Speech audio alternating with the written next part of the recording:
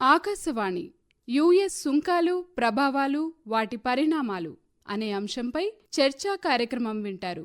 పాల్గొన్నవారు doctor KV Kurmanath, associate editor, the Hindu business line, doctor Paparao, ఆర్థిక విశ్లేషకులు, సమన్వయకర్త ఎం శ్రీనివాస్ మహేష్, ఐఐఎస్, ఆకాశవాణి వార్తా విభాగ అధిపతి.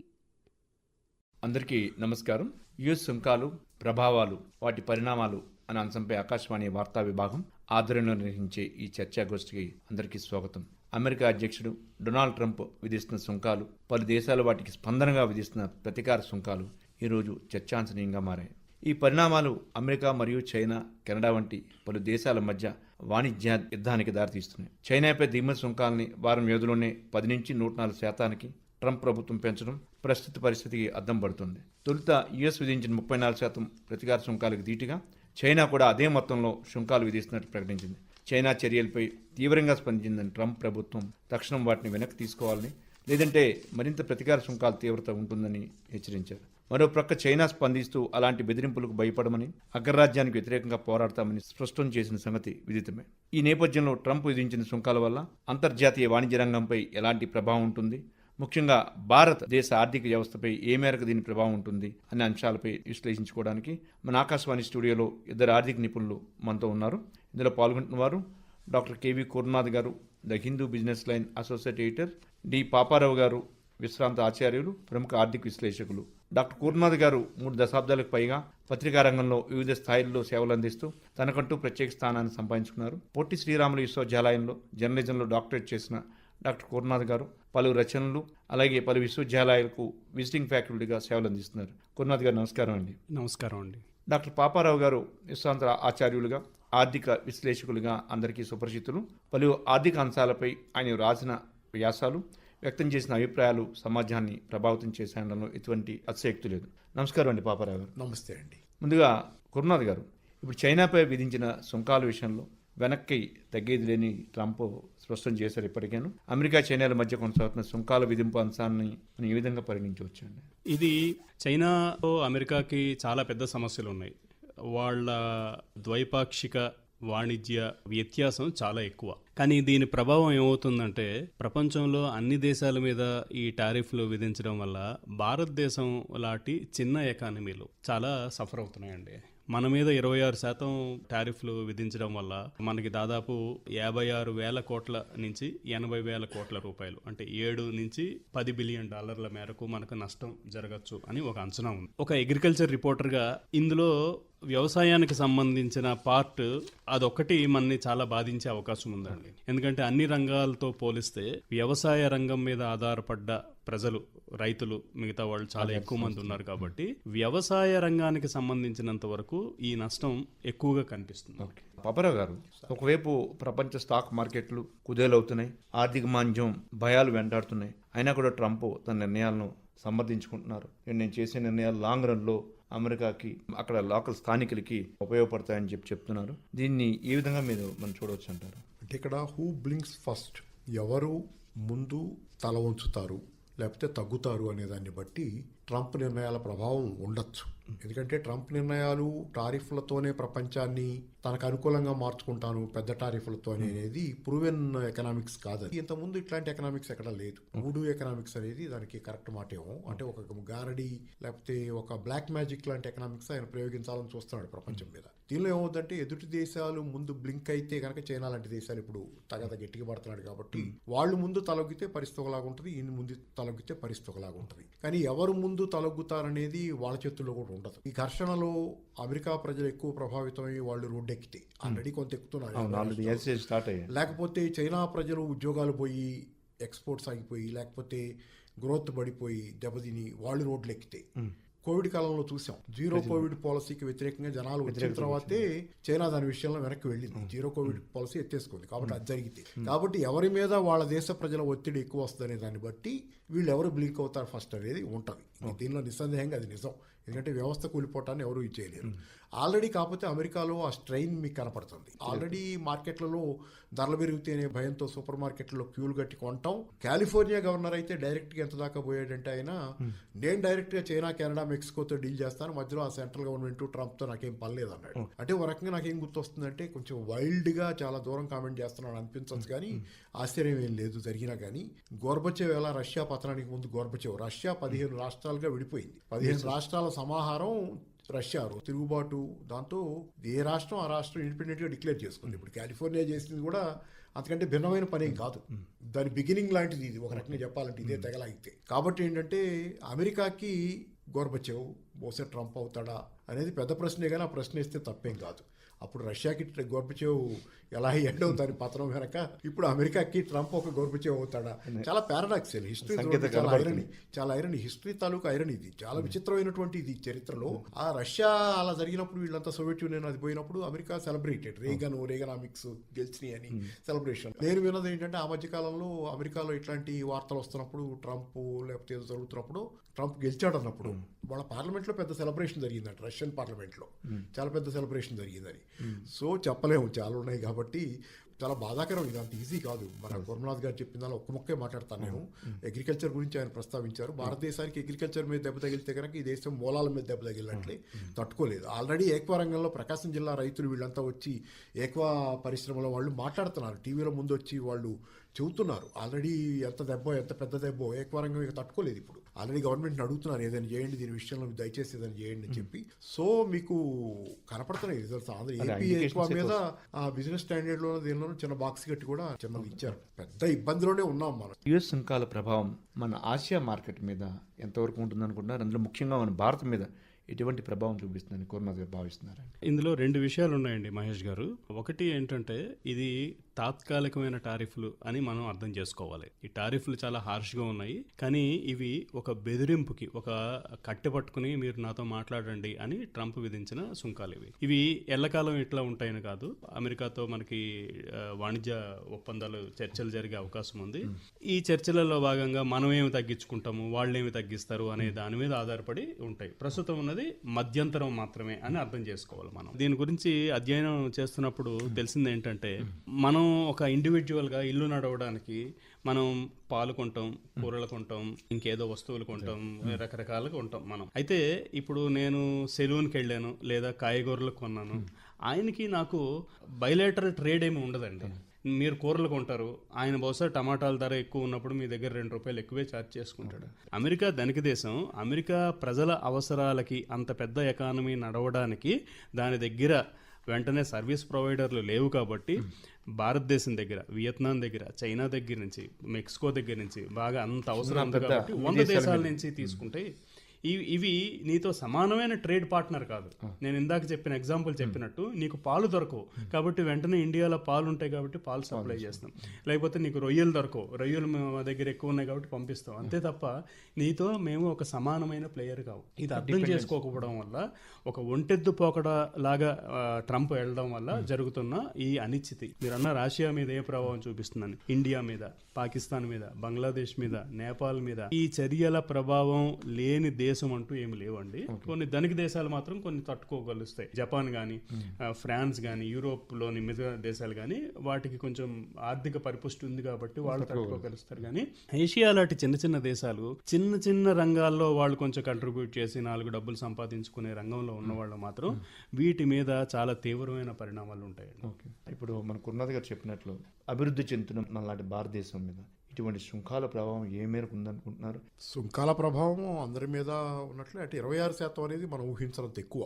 అంటే అక్కడ అసలు రిటాలియేటరీ టారిఫ్స్ కాదు. ఆయన అన్నది ఏంటంటే, ఎదుటి వాళ్ళు నా మీద వేస్తున్న టారిఫ్లు బట్టి నేను వాళ్ళ మీద వేస్తానన్నాడు.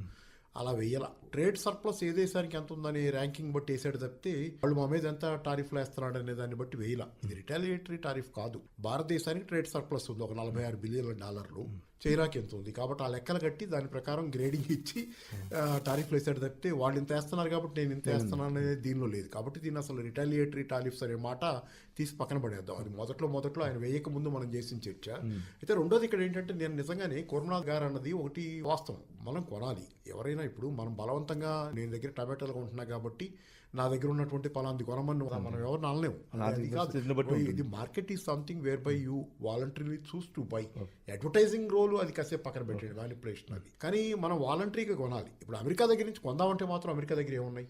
కోవిడ్ కాలంలో మాస్కులు కూడా లేక గిలగిలా కొట్టుకొని ఏమీ లేక వాళ్ళ దగ్గర చైనా దగ్గర నుంచి అన్ని రావాల్సిందేనని చెప్పి అంత టెన్షన్ ఫీల్ అయిన అమెరికా అప్పుడు China +1 supply chain management, supply chain diversify అవ్వాలి, అన్ని చైనా నుంచి ఆధారపడకూడదు, చైనాకి సబ్స్టిట్యూట్ గా దానికి అదనంగా ఇంకో దేశం కూడా సప్లయర్ మనకు ఉండాలని చైనా +1 అన్నారు. వాళ్ళ దగ్గర ఉంది ఆయుధాల ఉత్పత్తి, ఆయుధాల కంపెనీలు ఉన్నాయి. తర్వాత వాళ్ళ దగ్గర ఆయిల్ ఉంది, ఇప్పుడు ఎల్పిజి ఎల్ఎన్జి ఏదో ఉంది. ఇది తప్పితే వాళ్ళ దగ్గర ఏముంది కొనడానికి? 80% అయ్యే కొనమంటున్నారు కదా. మనతో చర్చల్లో ఎల్ఎన్జి గురించి అనుకుంటా. ఎల్ఎన్జి కొన ఆయిల్ అమ్ముతామన్నారు, ఆయిల్ కొనమన్నారు. ఆయిల్ కొంట దగ్గర భారతదేశం చెప్పింది ఏంటంటే అసలు కొంటామంటే మీ దగ్గర ఆయిల్ ఏది అంటే సప్లై అంతకంటే లేదు వాళ్ళ దగ్గర. అమ్మంటే నువ్వు సప్లై చేయగలవా? చేయలేవు కదా అంటే వెంటనే ఏంటంటే పోనీ ఎల్ఎన్జి కొను, లిక్విడ్ న్యాచురల్ గ్యాస్ కొను అని చెప్పి ఇక్కడ ఏదో ఒకటి కొను, ఆయుధాలు కొను, గన్ పాయింట్ మీద కొనిస్తున్నారు. నీ దేశంలో చీప్ లేబర్ అయితే తేలేవు, టారిఫ్లు అయితే పెంచగలిగేవు కానీ నీ లేబర్ కాస్ట్ అయితే నువ్వు తగ్గించలేవుగా. ఇప్పుడు అందరినీ మినిమం వేసి $6 $5 తెస్తారంటే అవ్వదు కదా అక్కడ.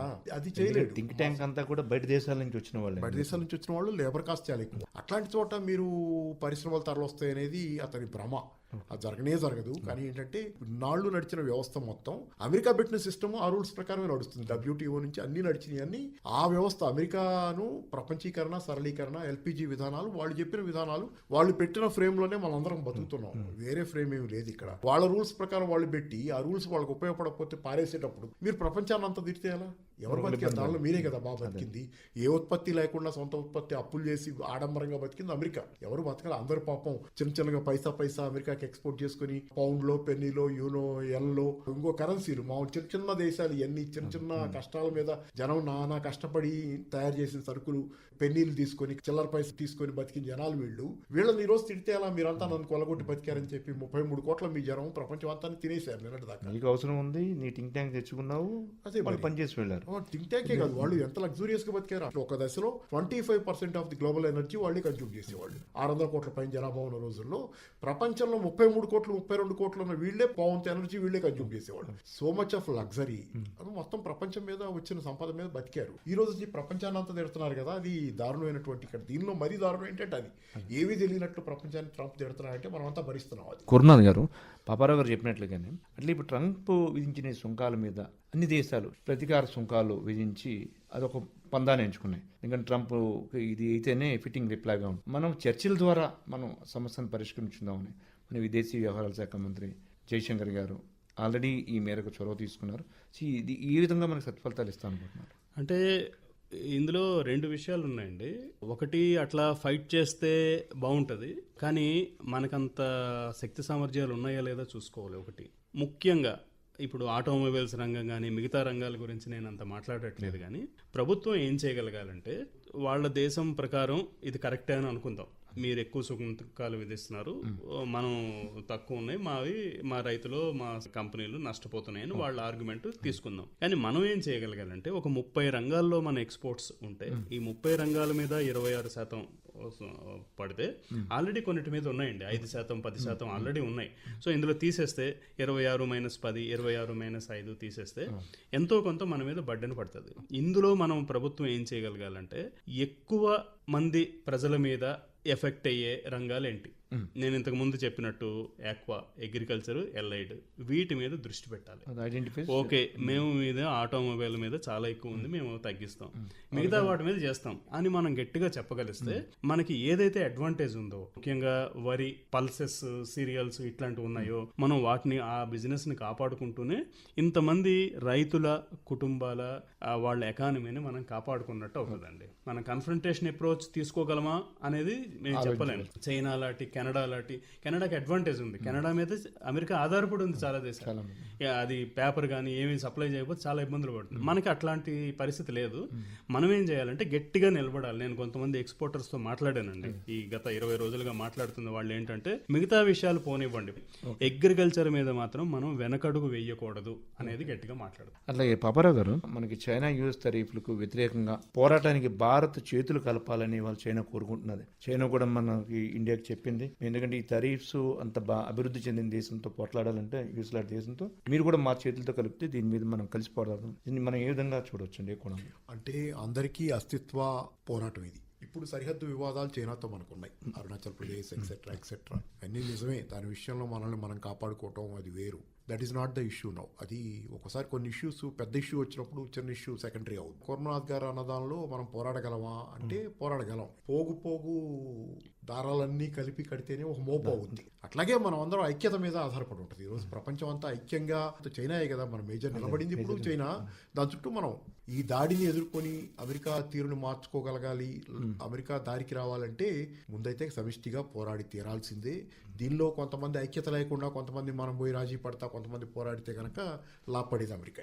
ఇందాక చెప్పింది కరెక్ట్. అగ్రికల్చర్ విషయంలో ఈ దేశంలో ఉన్న ప్రత్యేకత ఏంటంటే అన్ని రంగాల వాళ్ళు కూడా, అగ్రికల్చర్తో సంబంధం లేని వాళ్ళు కూడా, బాంబేలో కూడా చూడండి ఆ మధ్య పెద్ద ర్యాలీ ఏదో వస్తే బాంబేలోకి రైతులది, గిరిజన రైతులది, బాంబే మొత్తం నీరాజనాలు పడుతుంది. రైతుల పట్ల అంత సానుభూతి ఉన్న దేశం ప్రజలు వీళ్ళకి వ్యవసాయం లేకపోవచ్చు, ఒక ఎకరం భూమి కూడా గ్రామీణ ప్రాంతాల్లో లేకపోయినా రైతు అంటే ఈ దేశంలో గౌరవం ఉంది. అందుకే ఇందాక కరుణాథ్ గారు చెప్పినట్టు ఎక్స్పోర్టర్లు అందరూ కూడా రైతు బాగుండాలని, వాళ్ళ ఎక్స్పోర్ట్ బిజినెస్ గురించి కూడా వాళ్ళు ఆలోచించకుండా రైతు బాగుండాలి, రైతు దెబ్బతినకూడదు, పోతే అందరం పోతాం అనే దగ్గరకు వచ్చినప్పుడు so much of a great consideration for the agriculture. నిజంగానే అంత ప్రమాదం కూడా ఉంది. ఎందుకంటే వాళ్ళు కోరుకుంటుంది మ్యానుఫ్యాక్చరింగ్ తో పాటు వ్యవసాయంలో కూడా వాళ్ళకి అనుకూలంగా అన్ని ఉండాలనుకుంటున్నారు. కాబట్టి ఇష్టానుసారం సాగనిస్తే కుదరదు. పైగా డైరీ పరిశ్రమ ఉదాహరణ, ఒక డైరీ యువత వ్యవసాయంలోనే బోల్డ్ అంత సబ్సిడీలు ఇస్తుంది అమెరికా తన రైతాంగానికి. డైరీలో అయితే $10 బిలియన్ సబ్సిడీ ఇచ్చుకుంటుంది. ఎంత ఉన్నాయి? 3,000 లోపు ఉన్నాయి వాళ్ళ డైరీ ఫార్మ్స్. అది మన దేశంలో సగం ఉత్పత్తి ఉన్నట్టుంది వాళ్ళది. $10 బిలియన్ సబ్సిడీతో నడుస్తున్న అమెరికా డైరీ పరిశ్రమ తాలూకు ఉత్పత్తులు వచ్చి దేశంలో పడితే తట్టుకోలేరు. కరెక్ట్ అండి పాపారావు గారు. మనం ఇండియా మిగతా దేశాలంతా నష్టపోవట్లేదు. మనకి నష్టం కలిగింది $10 బిలియన్. $10 బిలియన్ రూపాయల్లోకి మారిస్తే 50,000 కోట్ల రూపాయలు అవుతుంది. కానీ మనం ఈ రిస్క్ ని మిగతా దేశాలకి ఎక్స్పోర్ట్ చేసి కొంత తగ్గించుకోవచ్చు. కానీ ఇప్పుడు మనకి జరిగే ప్రమాదం కంటే అమెరికాకి అంతర్గతంగా జరిగే ప్రమాదం చాలా ఎక్కువ ఉందండి. భారతదేశం నుంచి, మెక్సికో నుంచి, కెనడా నుంచి, వియత్నాం నుంచి, మీరు ఏదో దేశం పేరు చెప్పండి, ఆ దేశం నుంచి ఉత్పత్తులు అమెరికాకి పోకపోతే అక్కడ లోకల్ గా ధరలు పెరిగి ఈ రోజు కనీసం 20 నుంచి 30% మంత్లీ బడ్జెట్స్ పెరుగుతాయండి అక్కడ. అది ప్రజలు భరించుకునేంత శక్తి ఉన్న జీతాలు కనబడుతున్నాయి. రోడ్డు మీద ప్రజలు వస్తున్నారు. అమెరికా ప్రభుత్వం అంతర్గతంగా ఎదుర్కొంటున్న ఛాలెంజ్ చాలా పెద్దది కాబోతుందండి. మనకి జరగబోతున్న నష్టం కంటే అమెరికా స్వయంగా ఎదుర్కొంటున్న ఛాలెంజ్ చాలా సంక్లిష్టం. ఇప్పుడు అలాగే పాపారావు గారు, ఈ ట్రంప్ నిర్ణయాలు, సుంకాలు విధించడం, దాంతో మళ్ళా మనకున్న సుంకాలు విధించడం, ఈ పరిస్థితి ప్రపంచ వాణిజ్యానికి దారితీస్తున్న కొంతమంది ఆర్థిక నిపుణులు కూడా చెప్తున్నారు. సో దీన్ని మీరు ఏ విధంగా విశ్లేషిస్తారు? వాణిజ్య యుద్ధం అయితే ఆల్రెడీ బిగిన్ అయింది. అసలు ఆయుధాలతో కొట్టుకోవడం అనేది బిగిన్ అవ్వలేదు, కానీ ఆ యుద్ధానికి దారితీస్తుంది అనేది ప్రశ్న చెప్తే ఇప్పుడు వాణిజ్య యుద్ధం అయితే ఆల్రెడీ అండర్ ఫీట్, మన కాళ్ళ కింద నడుస్తుంది. వాణిజ్య యుద్ధమే ఆల్రెడీ బిగిన్ అయింది, కొట్టుకుంటున్నారు. దాని తాలూకు ఆఫ్టర్ ఎఫెక్ట్స్ అందరి మీద మాట్లాడుతున్నారు, జనాలు బయటకు వస్తున్నారు. గ్రౌండ్ లెవెల్లో వాయిసెస్, సన్నటి వాయిసెస్ అప్పుడే పైకి రైజ్ అవుతున్నాయి. సో బిగిన్ అయింది, ట్రేడ్ వార్ బిగిన్ అయింది. ఇది అసలు ఆ వార్గా మారకుండా ఉండాలని కోరుకోవటం ఒకటి. వరల్డ్ వార్ 3 అని పొద్దాక ట్రంప్ వద్దు అంటాడు కదా, తేకుండా ఉండాలి ఎవరు కూడా అనేది. సరే, ఇది ఇంతటితోనే పరిష్కారం కావాలి. ఇది పరిష్కారం కావాలంటే హూ బ్లింక్స్ ఫస్ట్ అంటే మనకి అమెరికా బ్లింక్ అవ్వటం మనందరికి కావాలి. సో అమెరికా బ్లింక్ అవ్వాలంటే మనందరం కలిసి ఉండాలి. మనందరం కలిసి నిలబడితేనే అమెరికాని వెనక్కి తగ్గేటట్లుగా చేయగలం. కాబట్టి అది ఒకటి ఇంటర్నల్ ఫ్యాక్టర్. అమెరికాలో ఇంటర్నల్ ఫ్యాక్టర్స్ ఇటు కూడా ఆల్మోస్ట్ ఫెమైన్ లైక్ కండిషన్. అమెరికాలో కరువు కాటకాలు వచ్చిన పరిస్థితి ఏర్పడుతుంది నెమ్మదిగా. ఇక్కడ బెంగాల్ ఫెమైన్ లో అదే కదా జరిగింది. బెంగాల్ ఫెమైన్ లో దుకాణాల నిండా ఫుడ్ ఉంది, ఎక్కడికక్కడ దుకాణాల్లో ఫుడ్ ఉంది, జనాల చేతిలో డబ్బులు లేక కొనే స్థితి లేదు. ఇప్పుడు ధరలు పెరిగి కొనే స్థితి ఉండదు అమెరికా పరిస్థితి. దారి తీయచ్చు అమెరికాలో. అసలు దుకాణాల్లో కూడా సరుకు ఉండే పరిస్థితి కూడా ఉండకపోవచ్చు ఈరోజు. ఇంకా అది కూడా రావచ్చు. ఎక్స్పోర్ట్స్ అయిపోతే అదే జరిగేది. సో అది కొంచెం ఇబ్బందికరమైన వాతావరణం సార్. అలాగే ఇప్పుడు కుర్నాథ్ గారు, పాపారావు గారు చెప్పిన విధంగాను కొంతమంది మిత్ర దేశాలతోనే అమెరికా ప్రవర్తించే పద్ధతి. అట్లాగే ఎందుకంటే అక్కడ లోకల్ ఎకనామిస్టులు కూడా సజెస్ట్ చేశారు, భారత్, బ్రెజిల్ లాంటి ఆ దేశాల మీద ఈ తారీఫ్లు అన్ని దేశాల మీద ఉన్నట్టుగా ఉండకూడదు, వాళ్ళని కొద్దిగా కన్సిడరబుల్ వేలోనే ఈ నిర్ణయం తీసుకోవాలని చెప్పి వాళ్ళు కూడా ప్రెసిడెంట్కి సూచించడం జరిగింది. ఈ అంశాన్ని ట్రంప్ పాజిటివ్గా కన్సిడర్ చేస్తారని అనుకుంటున్నారు. నేను అనుకోవట్లేదండి. నాకెంత లాభం వస్తుంది, నీకెంత లాభం వస్తుంది అనే వ్యాపార దృష్టి తప్ప అందులో మానవతా దృక్పథం లేదండి. కాబట్టి ఇండియా మీదనో బ్రెజిల్ మీదనో ఎవరి మీదనో ప్రత్యేకమైన కరుణ, దయ ఉంటుందని నేను అనుకోవట్లేదు. అట్లాగే పాపారావు గారు, ఇప్పుడు మనం అంతర్జాతీయ వాణిజ్యం కానీ అలాగే సరఫరా వ్యవస్థల మీద కానీ ఈ సుంకాల ప్రభావం ఏ మేరకు ఉంటుందని అనుకుంటున్నారు? స్టాండ్ స్టిల్కి వస్తుంది సార్. ఇప్పుడు ఎవరి దగ్గర ఎవరు కొనేప్పుడు జనాలు కొనటం ఆపేస్తారు అనుకోండి మార్కెట్లో, ఒకవేళ మనం ఎక్స్పోర్ట్ చేసినా అక్కడ మార్కెట్లో అమ్మకాలు లేవు. అసలు ఆల్రెడీ ఒకటి చెబుతాను మీకు, ఇప్పుడు చైనా మీద 54% టారిఫ్స్ ఉన్నాయి. ఇవాళ పడబోయే టారిఫ్స్ 100% కూడా వెలిపితే మొత్తం ఓవరాల్ ఇంకా పెరిగిపోద్ది. చైనా కంపెనీలకి యావరేజ్న అవి ఎక్స్పోర్ట్స్ చేస్తే వచ్చే లాభం 30 to 40%. ఆల్రెడీ బియాండ్ దట్ ఉంది టారిఫ్. ఆల్రెడీ అవి ఎక్స్పోర్ట్ చేయలేవు. 54% టారిఫ్ హైక్ తోనే చైనా కంపెనీలు లాభసాటిగా ఎక్స్పోర్ట్ చేయలేవు, నష్టాలకు ఎక్స్పోర్ట్ చేయాలి కాబట్టి ఆపేసి కూర్చుంటారు ప్రొడక్షన్. ప్రపంచం అంతా మాంద్యంలోకి వెళ్తుంది. ఇంతే సింపుల్. ఇన్ఫ్లేషన్ ఒక పక్క, ధరలు ఒక పక్క పెరుగుతాయి. స్టాగ్ఫ్లేషన్ అంటాం దాన్ని. Stagnant economy and rising prices. ధరలు పెరుగుతున్నాయి. ధరలు ఎప్పుడు పెరుగుతాయి? మార్కెట్లో డిమాండ్ ఎక్కువ ఉంటాయి. కానీ ఇప్పుడు డిమాండ్ కాదు, డిమాండ్కి అసలు ఉండదు. డిమాండ్ పడిపోతుంది, ధరలు పెరుగుతున్నాయి. భయానకమైన పరిస్థితి. కాబట్టి ఏంటంటే ఈ సిచ్యువేషన్ని ఆల్రెడీ ఇంకా 100% పెంచినా ఇప్పుడు చైనా మీద చైనాకు పోయేది లేదు. ఇంకో 1000% పెంచినా చైనాకు పోయేది. ఉన్న 54%తోనే అయిపోయినప్పుడు చైనా పని ఇంకా ఎక్స్పోర్ట్ చేయలేనప్పుడు ఇంకో 100 వేసుకున్నా 1000 వేసుకున్నా చైనాకు పోయేలేదు. ఫైట్ చేయాల్సిందే. సో ఇది పరిస్థితి. ట్రంప్ ఇవన్నీ మనం ఊహించలేం. కానీ ఇట్లాంటి క్రైసిస్ వస్తనేది 99 నుంచి రాస్తున్నారు అసలు 26 ఏళ్ళ నుంచి. ఏదైనా కానీ ఏంటంటే పరిస్థితి అయితే అదే కొంచెం కష్టకాలమే. కొంచెం కాదు, చాలా ఆ మాట చెప్పడానికి ఇబ్బందిగా ఉంది, కానీ చాలా గడ్డు కాలం. ఇప్పుడు పరిస్థితి మీద అమెరికా ప్రెసిడెంట్ ట్రంప్ విధిస్తున్న సుంకాల మీద ఆల్రెడీ చైనా WTOకి కంప్లైంట్ చేసింది. నిబంధనలకు విరుద్ధంగా అతను సుంకాలు విధిస్తున్నాడు.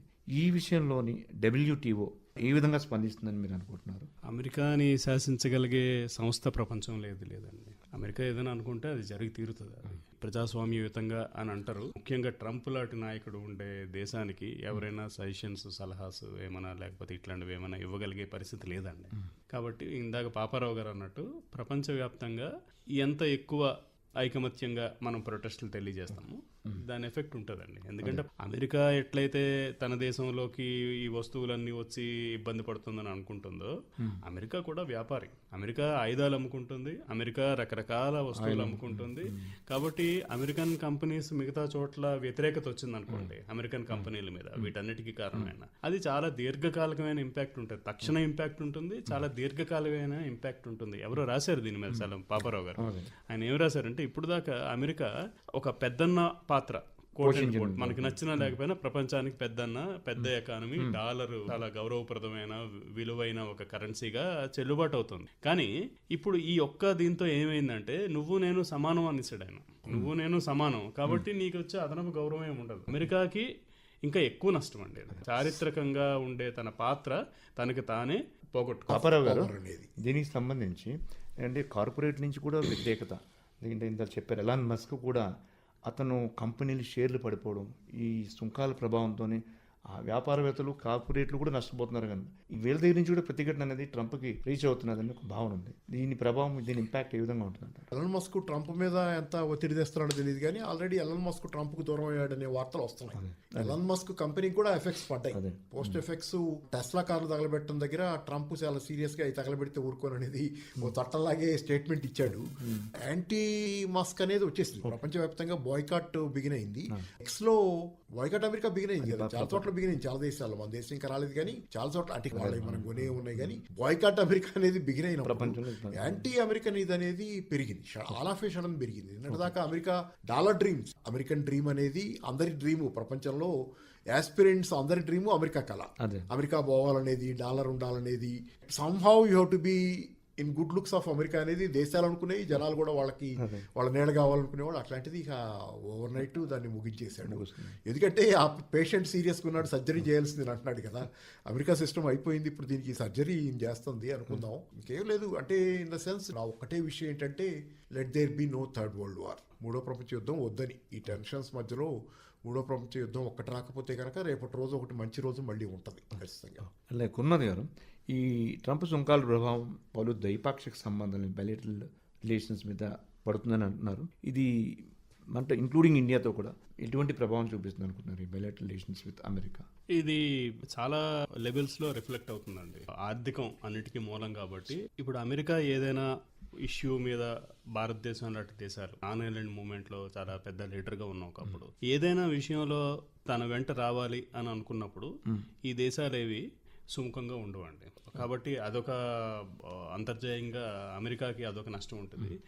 వీసా ఇష్యూస్ వీటన్నిటి వల్ల వేరే గొడవ కూడా నడుస్తుందండి. సో దీనివల్ల విద్యార్థులు అమెరికాకి కాకుండా యూరోపు, న్యూజిలాండ్, ఆస్ట్రేలియా లాంటి దేశాలకు వెళ్తున్నారు. ఇదొక వేరే పరిణామం ఉంటుంది. సైంటిస్టులు అమెరికా నుంచి వెళ్ళిపోతున్నారండి. బయట నుంచి వచ్చే సైంటిస్టులు ఫ్రాన్స్ లాంటి దేశాలకు వెళ్ళిపోతున్నారు. ఎందుకంటే కాన్ఫరెన్స్కి వచ్చిన సైంటిస్టులని ఇమిగ్రేషన్ దగ్గర చాలా ఇబ్బందులు పెడుతున్నారు. అందుకని సైంటిస్టులు అందరూ అమెరికన్ యూనివర్సిటీస్లో ఉండే researchers they are also willing to go. So ఇది ఏదో సింపుల్గా రూపాయికి డాలర్కి మధ్య జరుగుతున్న వ్యవహారం కాదు. ఇది ఎన్నో రంగాల్లో రిఫ్లెక్ట్ అవుతుంది. దీని ఇంపాక్ట్ ఇప్పటికే చైనా సైంటిఫిక్ పేపర్స్లో కానీ రీసెర్చ్లో కానీ చాలా ముందెడుతుందండి.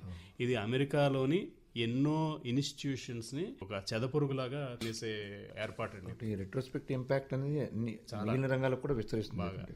అలాగే పాపారావు గారు, అమెరికాలోని ప్రజలు ఈ ఆర్థిక మాన్యం భయంతో పలు చోట్ల ఆల్రెడీ వాలంటీర్గా ఆందోళనలు అనేవి మనం చూసాం 2-3 ప్లేసుల్లో కూడా.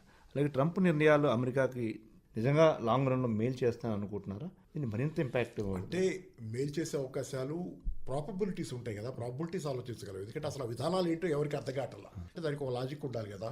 మరి ఆయన లాజిక్ ఏమన్నా ఆయనకు ఉందేమో, కానీ ఏ పద్ధతి ఉన్నా ఇది మాత్రం విజయం సాధించే మార్గం అని అనుకోవటానికి అవకాశాలు లేవు. స్వల్పం కూడా కాదు, లేవు. ఖచ్చితంగా ఇది ఫెయిల్యూర్ అయ్యే పరిస్థితి. అమెరికన్ సిస్టమ్ ఇంతకు ముందు నెమ్మదిగా దెబ్బతింటది. ఇదేమో ఆల్ ఆఫ్ ఏ సడన్ కింద తీసుకెళ్ళి ఈ దెబ్బకి అసలు మెల్లమెల్లగా పోవటం పోయి అది రిసెషన్ వస్తుంది ఇదంట. అంటే మరి వెరీ సీరియస్ కండిషన్ అనేది అనుకుంటున్నారు. కాబట్టి ఏంటంటే ఈ విధానాలు పెద్దగా అమెరికాకి మేలు చెయ్యవు. ఏం మేలు చేస్తాయి, ఎట్లా చెయ్యవు. పైరిహిక్ వ్యక్తి అవుద్ది. అయితే కనుక పిరిహిక్ వ్యక్తి అంటారు కదా, అంటే అటోడు పోతాడు ఇటోడు పోతాడని కొట్లాట్లో అందరూ నష్టపోయి మళ్ళీ నేను పోవడం ఆడు కూడా పోతాడన్న సంతోషం మిగులుతుంది ఆఖరికి. అంటే నేను పోవటమే కాదు, రెండో వాడిని కూడా పోగొట్టే కదా అని మాత్రమే అనుకోవాల్సింది. అంటే దీనిలో అంటే కోర్టు కేసుల గురించి ఉంది కదా. కోర్టులో కేసు వ్యాజ్యంలో వాది ప్రతివాది ఇద్దరు కోర్టు కేసు గెలిచిన తర్వాత గెలిచినోడే ఇంటికి పోయి ఏడుస్తాడు, ఓడిపోయినాడు అక్కడే ఏడుస్తాడని అట్లా ఉంటుంది తప్పితే దీనికి పెద్దగా నేను ఎవరికి ఏం ఊరుగుద్దని. లాస్ట్గా గురునాథ్ గారు, ఈ ఇన్ ద గివెన్ కండిషన్స్ మన దేశం సంబంధించి మనం డెవలపింగ్ దేశంగా ఒక ప్లాన్తోని, అట్లాగే మనకి దేశవాళీయంగా తయారు చేసిన ప్రొడక్షన్ ఎక్స్పోర్ట్ చేయాలి అనే ఒక ప్లాన్తోని మన దేశం ముందుకు వెళ్తున్నారు. ఈ టైంలోని ఈ పరిస్థితిని దృష్టిలో పెట్టుకొని మన దేశం ఎటువంటి వ్యూహాలు పాటిస్తే మన మీద ప్రత్యక్షంగా పరోక్షంగా ఉండే ప్రభావాలను తగ్గించుకోగలుగుతాం? ఇది చాలా అవసరమైన ప్రశ్న అండి. అదృష్టవశాత్తు అమెరికాకి మన ఎక్స్పోజర్ చాలా తక్కువ. మొత్తమే 46 నుంచి 50 బిలియన్ డాలర్ల అడ్వాంటేజ్ ఉంది మనకి అమెరికా వాణిజ్యంతో. వాళ్ళు ఎంత టారిఫ్లు వేసుకున్నా కూడా మనం 30-40 ఇబ్బంది ఏమి ఉండదండి. మనకి ఇబ్బందల్లా ప్రస్తుతానికి 10, ఇంకా కొంచెం చర్చలు నడిస్తే మనకి మహా అయితే ఒక 5 బిలియన్ డాలర్ల దాకా ఓవరాల్గా నష్టం ఉండొచ్చు. ఇది మనకి ఏంటంటే కనువిప్పు కావాలండి. మనకి దీన్ని ప్రపంచంలో మన మార్కెట్స్ని విస్తరించుకోవాలి. మనం యూరోపా, సౌత్ అమెరికానా, జపాన్, మనకి సౌత్ ఈస్ట్ ఏషియా ఉంది. ఇట్లాంటివి మనం 10 బిలియన్ డాలర్స్ని మిగతా దేశాలకి డిస్ట్రిబ్యూట్ చేయడం పెద్ద కష్టమైన పని కాదు. కష్టం అంటే అంత ఈజీ కూడా కాదు, కానీ పెద్ద కష్టం కాదు మనకి. సో 10 బిలియన్ డిస్ట్రిబ్యూట్ చేయడమే కాకుండా మనం ఏం చేయాలంటే, ఇలాంటి సమస్య రేపు మనకి ఫ్రాన్స్తో వస్తుందా లేకపోతే XYZతో వస్తుందా, ఇలాంటి దేశాలతో వచ్చినప్పుడు మనం ఏం చేయాలి అనే ప్లాన్ బి మనం రెడీ చేసుకుంటే అమెరికా లాంటి దేశాలను కలిగే ఒత్తిడి వల్ల డీరిస్క్ చేసుకోవచ్చు.